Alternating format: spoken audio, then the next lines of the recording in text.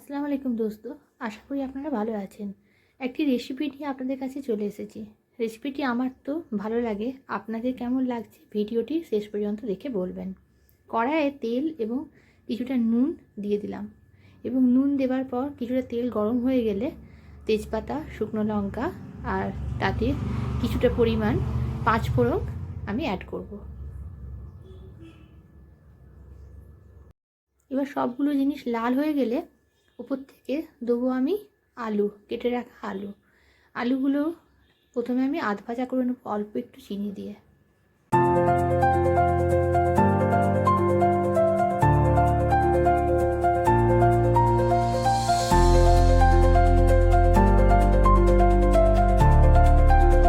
এবার কিছুটা পরিমাণ আদা রসুন বেটে রাখলাম, আর যে সেদ্ধ করা ছোলাগুলো ছিল মানে আধ সেদ্ধ করা, সেগুলো দিয়ে দেবো।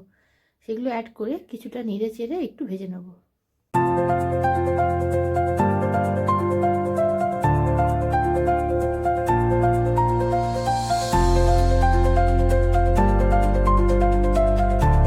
এবার আদা রসুন বাটাটা দিয়ে দেবো এবং মশলাগুলো আস্তে আস্তে কষিয়ে নেব।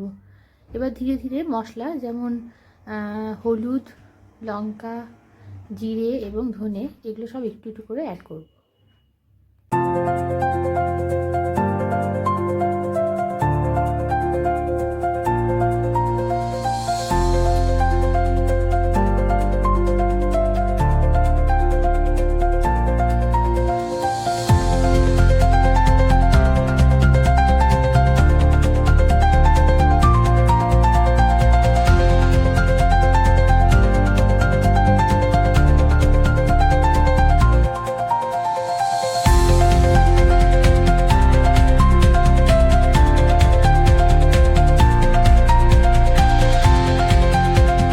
অল্প একটু জল দিয়ে কষিয়ে নেব যাতে মশলাটা পুড়ে না যায়, এবং আস্তে আস্তে কষানো হয়ে গেলে এবার এখানে অ্যাড করব আমার কেটে রাখা যে কুমড়োগুলো আমি রেখেছিলাম, কাঁচা কুমড়োগুলো, সেগুলো এবার এখানে আমি অ্যাড করব।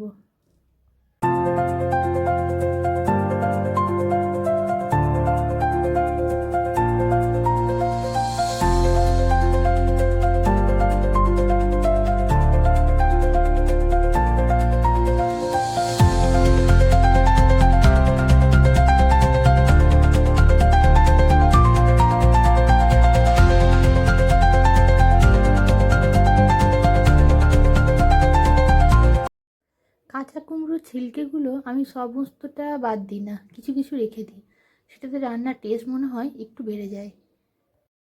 জল না দিয়ে আমি প্রথমে এটাকে একটু নেড়ে চেড়ে প্রথমে ঢাকা দিয়ে দেবো 5 মিনিটের জন্য, 10 মিনিট না 5 মিনিটের জন্য।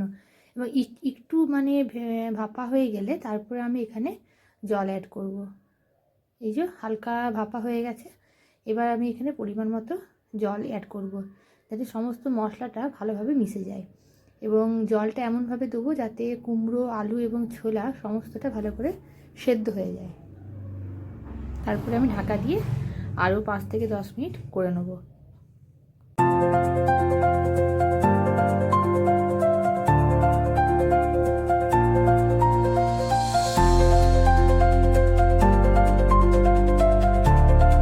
যখন দেখবেন এরকম খদবদ করে ফুটছে, তখন গ্যাসের আঁচটা স্লো করে দেবেন এবং ভালোভাবে হতে দেবেন।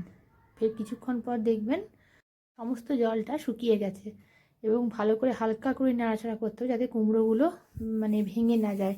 ভেঙে গেলে দেখতে খারাপ লাগে, কীরকম একটা ঘাঁটা ঘাঁটা দেখতে হয়, সেটা আমার একদমই ভালো লাগে না।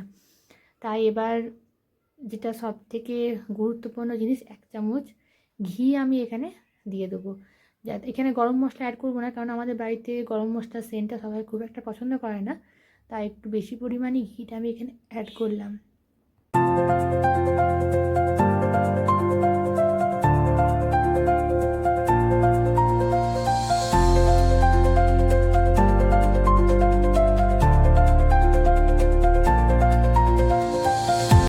এবার রেডি আমার কুমড়োর ছক্কা। আর রেসিপিটি কেমন লাগলো একটু কমেন্টে বলবেন, আর পারলে একবার বানিয়ে দেখবেন। ভালো থাকবেন, সুস্থ থাকবেন, টাটা।